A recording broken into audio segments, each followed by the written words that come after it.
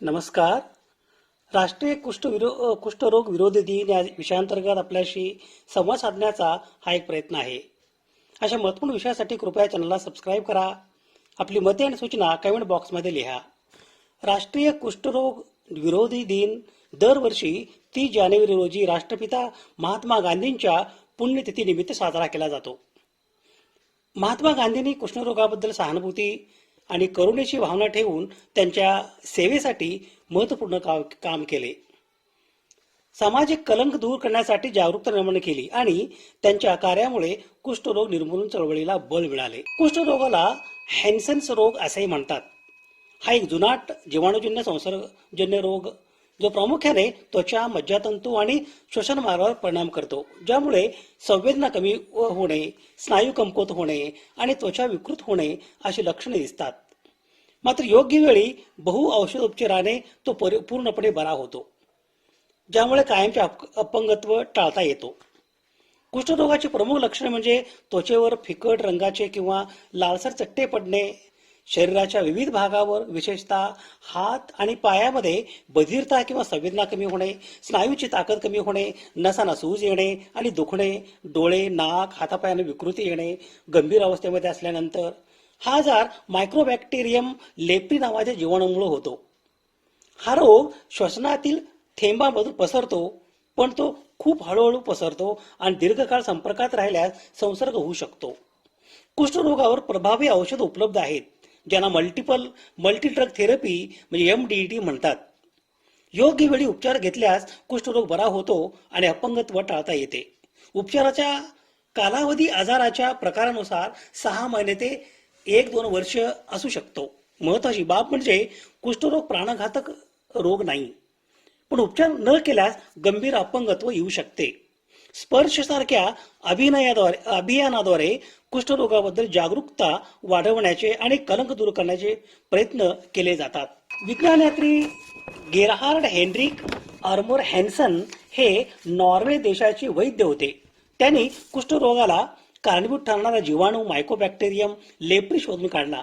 त्यांच्या संशोधन कार्यामुळे कुष्ठरोगावर नियंत्रण मिळवण्याच्या दिशेने मोठे पाऊल टाकले गेले आणि त्यांच्या सन्मानार्थ या रोगाला हॅन्सन्स रोग असे म्हणतात. त्यांचा जन्मदिनांक 29 जुलै 1841 रोजी नॉर्वे देशातील बर्गन येथे झाला. त्यांनी बर्गन येथे वैद्यकीय शिक्षण घेतले आणि ख्रिश्चियन विद्यापीठात, आता ओस्लो विद्यापीठ, पुढील शिक्षण पूर्ण केले. गेरहार्ड हेनरिक आर्मोर हॅन्सन यांनी साथीच्या रोगशास्त्राच्या अभ्यासावरून हे सांगितले की हा एक आजार असून तो विशेष कारणामुळे होतो. सन 1870 ते 1871 मध्ये बॉन व्हिएनाला जाऊन त्यांनी प्रशिक्षण घेतले. त्यांच्या सिद्धांताला सिद्ध करण्यासाठी सन 1873 साली कुष्ठरोग्यांचे नमुने घेऊन प्रयोग केला असताना त्यांना रोग्यांच्या पेशीतील मायकोबॅक्टेरियम लेप्री हा जीवाणू आढळून आला. विशेषतः तो दंडाकार असल्याने त्यांनी सांगितले. या जंतूला हॅन्सन्स बॅसिलस असे ओळखले जाऊ लागले. मायकोबॅक्टेरियम लेप्री हा जीवाणूच्या संसर्गाने त्वचेमध्ये अस्वाभाविक बदल होतात. या बदलास विकृती स्थल म्हणतात. त्वचेवरील हे भाग वेड्या वाकड्या आकाराचे आणि वैशिष्ट्यपूर्ण असतात. त्यांची कड गडद रंगाची आणि मध्यभाग फिकट रंगाचा असतो. मायकोबॅक्टेरियम लेप्री कमी तापमानात वाढतो, त्यामुळे त्वचा, अंतत्वचा, चेता यामध्ये वाढतो. चेतामध्ये वाढल्याने चेता नष्ट होतात आणि त्या भागाची संवेदना नाहीशी होते. हातापायाच्या बोटांची संवेदना नाहीशी झाली म्हणजे त्यांना इजा होण्याची शक्यता वाढते. इजा झाल्यास जखमामध्ये जीवाणू वाढतात आणि उघड्या जखमा होतात. उघड्या जखमांचे पर्यावसन गँग्रीनमध्ये झाल्याने मृत होतात. अशाने अवयव विद्रूप होतात. शरीर विद्रूप झाल्याने 2000 वर्षापूर्वी बायबल काळात कुष्ठरोग हा ओंगळवाणा रोग अशी त्याची ख्याती होती. बायबलच्या जुन्या काळात याचा उल्लेख आहे, ज्या काळात कुष्ठरोगाचे रुग्ण समाजापासून वेगळे ठेवले जात असे. अजून समाजात या रोगाबाबत हीन भावना आहे. हा रोग वेगाने पसरणारा संसर्गजन्य नाही. त्याची वाढ अत्यंत सावकाश होते. घरामध्ये रुग्णांचा वावर आणि कुष्ठरोगाची तपासणी करणारा वैद्यकीय कर्मचारी यांच्यापासून तो पसरत नाही. तो पूर्ण बरा होतो. कुष्ठरोगावरील उपचार दीर्घ मुदतीचे आणि बहुउपचारी आहेत. सन 2000 मध्ये जागतिक आरोग्य संघटनेच्या आकडेवारीनुसार कुष्ठरोग्यांची संख्या 6 लाख आहे. यातील 70% रुग्ण भारत, इंडोनेशिया, म्यानमार मध्ये आहेत. कुष्ठरोग हा सततच्या संपर्काने एकापासून दुसऱ्यास होतो. पश्चिमी देशात काही ठिकाणी याचा प्रादुर्भाव आहे. अनेक वर्षे फक्त मानवामध्ये आढळणारा हा रोग 15% आर्मॅडोला नावाच्या अंगावर खवल्यांच्या 7 किंवा 9 उळे असलेल्या सस्तन प्राण्यांच्या यम लेप्री लागण झाल्याचे आढळले आहे.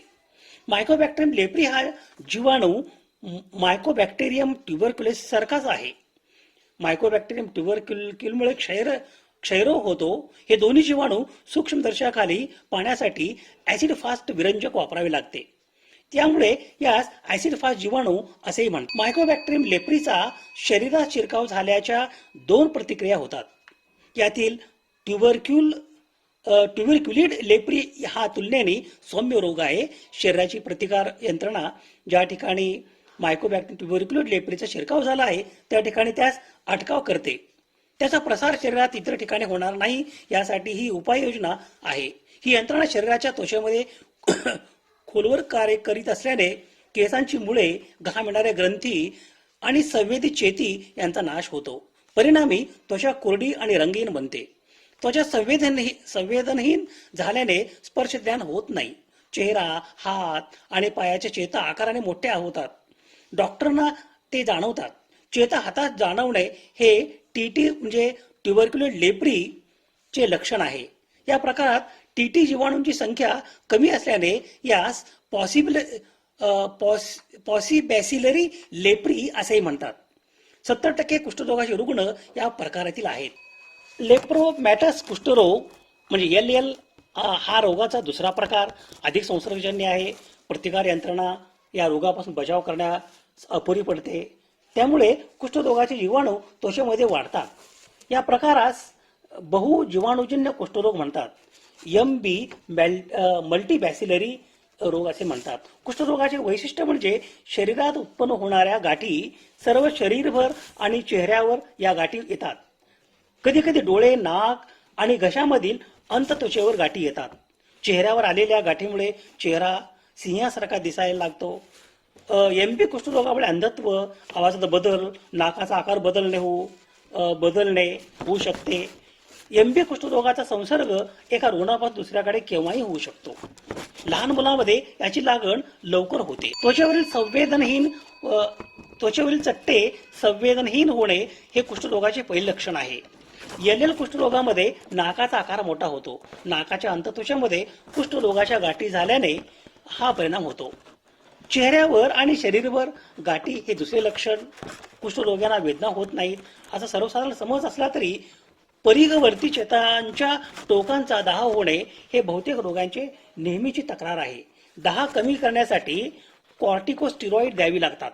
कुष्ठरोगाच्या जीवाणूंचा अदृश्य कालावधी हा 6 महिन्यापासून 10 वर्ष असू शकतो. सरासरी 4 ट्युबरक्युलर कुष्ठरोगाची लक्षणे सरासरी 4 वर्षांमध्ये दिसू लागतात. त्या मानाने LL कुष्ठरोग सावकाशपणे पसरत असल्याने त्याची लक्षणे दिसायला 7 ते 8 वर्षे लागतात. कुष्ठरोगाचा जीवाणू एका व्यक्तीमधून दुसऱ्या व्यक्तीमध्ये कसा पसरतो हे अजून नीटसे समजले नाही. 50% व्यक्तीमध्ये कुटुंबातील एका व्यक्तीपासून दुसऱ्या व्यक्तीला कुष्ठरोग झाल्याचे आढळले आहे. उपचार न घेतलेल्या रुग्णांच्या नाकातील स्त्रावामध्ये मोठ्या संख्येने मल्टीबॅसिलरी लेप्री असतात. त्यामुळे नाकातील स्त्रावामधून जीवाणू संसर्ग होतो. सौम्य कुष्ठरोगाचे जीवाणू कीटकामार्फत अथवा दूषित मातीमधून पसरत असावेत. त्यामुळे अनारोग्य, गर्दी आणि कुपोषण यामुळे कुष्ठरोग्यांच्या संख्येत वाढ झाल्याचे दिसते. कुष्ठरोग होण्याचे जनुकीय कारण असावे असे वाटते.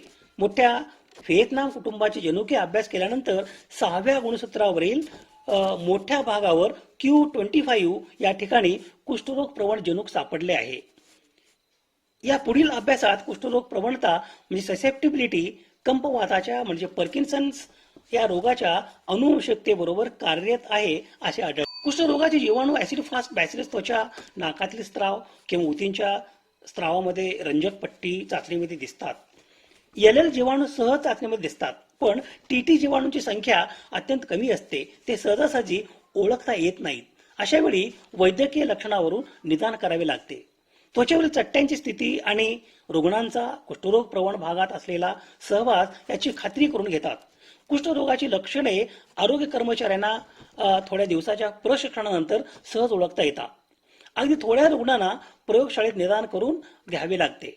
कुष्ठरोग प्रवण भागामध्ये ऍसिड फास्ट बॅसिलस काचपट्टी परीक्षण, त्वचेवरील चट्ट्याच्या मध्यभागी असलेला फिकट रंग आणि चट्ट्यांची संवेदन हीनता हे लक्षण मानण्यात येते.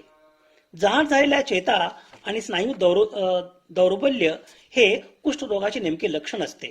कुष्ठरोग्यांना खाली सोडलेले पाऊल वर उचलता येत नाही, तसेच चालण्यात दोष उत्पन्न होतो. सर्वात प्रचलित कुष्ठरोगावरील उपचारामध्ये डॅप्सॉन हे औषध दिले जात असे.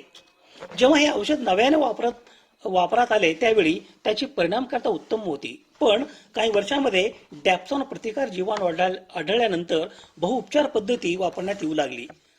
या उपचार पद्धतीचे लघुरूप MDT म्हणजे मल्टी ड्रग थेरपी असे आहे.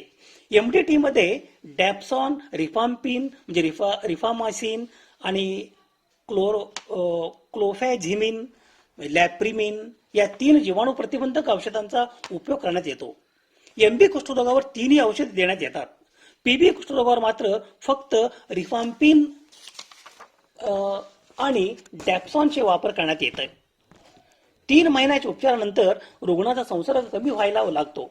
उपचार चालू करण्याआधी बरेच रुग्ण संसर्गजन्य असत नाहीत. कुष्ठरोगाच्या प्रकारानुसार 6 महिने ते 2 वर्ष कुष्ठरोगावर उपचार घ्यावे लागतात. कुष्ठरोग पूर्णपणे बरा होतो. चेतामध्ये अवयवामध्ये झालेले बदल प्रत्येक वेळी दुरुस्त करता येत नाहीत. कुष्ठरोगाचे पुनर्वसन हा कुष्ठरोगाच्या उपचाराचा अविभाज्य भाग आहे. पुनर्रचना शस्त्रक्रिया, बिघडलेले अवयव दुरुस्त करणे हे अवघड कार्य शल्यतज्ञांना करावे लागते. कधी कधी अवयव पुन्हा कार्य करण्यापलीकडे गेलेले असल्याने शस्त्रक्रियेचा उपयोग होत नाही. सर्वंकष उपचारामध्ये रुग्णास स्वावलंबी बनविण्यावर भर दिलेला असतो. चेतामध्ये मोठ्या प्रमाणात बिघाड झाला असल्यास अवयवामध्ये विकृती येण्याची शक्यता असते. संवेदना रहित अवयवाची काळजी घेणे याचे प्रशिक्षण रुग्णांना द्यावे लागते. मधुमेही रुग्णांमध्ये पायाची काळजी घेणे शिकवले जाते. हातापायाच्या जखमा असल्यास त्यावर त्वरित उपाययोजना करावी लागते. पायाच्या जखमेकडे दुर्लक्ष केल्यास जखमा जीवाणू संसर्गाने चिघळतात. भौतिक चिकित्सा उपायाने हातापायाची बोटे कार्यक्षम ठेवण्यास मदत होते. भारतात अशा रुग्णांना हातमागाचे प्रशिक्षण दिले जाते. यामुळे हात आणि पाय कार्यक्षम राहण्यास मदत होते.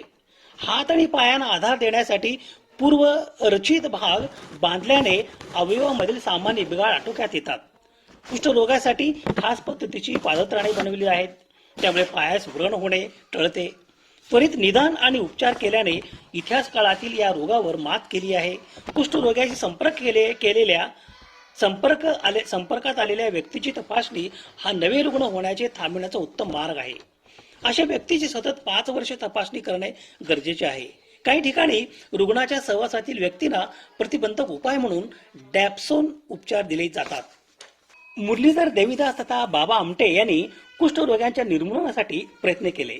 बाबा आमटे हे एक थोर भारतीय समाजसेवक होते, ज्यांनी आपले जीवन कुष्ठरोगांच्या पुनर्वसन आणि समाजसेवेसाठी समर्पित केले. विशेषतः चंद्रपूर, महाराष्ट्रातील आनंदवन या त्यांच्या आश्रमासाठी ते ओळखले जातात, जिथे त्यांनी कुष्ठरोगांसाठी आनंदवन फुलविले आणि नर्मदा बचाव आंदोलनातही सक्रिय भूमिका बजावली. कुष्ठरोगांची शुश्रूषा, पुनर्वसन, वन्यजीव संरक्षण आणि नर्मदा बचाव आंदोलन हे त्यांच्या समाजकार्यातील ठळक बाबी आहेत. समाजातील उपेक्षित घटकांना सन्मानाने जगता यावे यासाठी बाबा आमटे यांनी चंद्रपूर जवळ आनंदवन आश्रम प्रस्थापित केले आहे. आनंदवन हे एक स्वयंपूर्ण गाव आहे. इथे कुष्ठरोगासाठी काम केले जाते. बाबा आमटे यांना मिळालेल्या राष्ट्रीय आणि आंतरराष्ट्रीय पुरस्कारांची ही यादी पहा. पद्मविभूषण, रॅमन मॅगेसेस आणि गांधी शांतता पुरस्कार. बाबा आमटे यांनी आपले संपूर्ण आयुष्य कुष्ठरोग्यांच्या सेवेसाठी वेचले. त्यांना आधुनिक भारताचे संत म्हणून ओळखले जाते. दिनांक 9 फेब्रुवारी 2008 रोजी आनंदवन येथे बाबा आमटे यांचे निधन झाले. गांधीजी कुष्ठरोगाकडे द्वेष किंवा तिरस्काराने पाहत नव्हते, उलट त्यांची सेवा करत असत, ज्यामुळे कुष्ठरुग्णांना समाजात सन्मान मिळण्यास मदत झाली. त्यांच्या कृतीतून कुष्ठरोगाबद्दल समाजात असलेली भीती, गैरसमज दूर करण्याचा प्रयत्न केला गेला. आनंदवन सारख्या ठिकाणी त्यांनी कुष्ठरुग्णांसाठी काम केले आणि त्यांच्या पुण्यतिथीला कुष्ठरोग निर्मूलनाचे कार्यक्रम आयोजित केले जातात. 30 जानेवारी रोजी राष्ट्रपिता महात्मा गांधींच्या पुण्यतिथीनिमित्त राष्ट्रीय कुष्ठरोग विरोधी दिन किंवा राष्ट्रीय कुष्ठरोग निर्मूलन दिन साजरा केला जातो. कुष्ठरोगाचे लवकर निदान, उपचार आणि जनजागृती करणे हा या दिवसाचा मुख्य उद्देश आहे.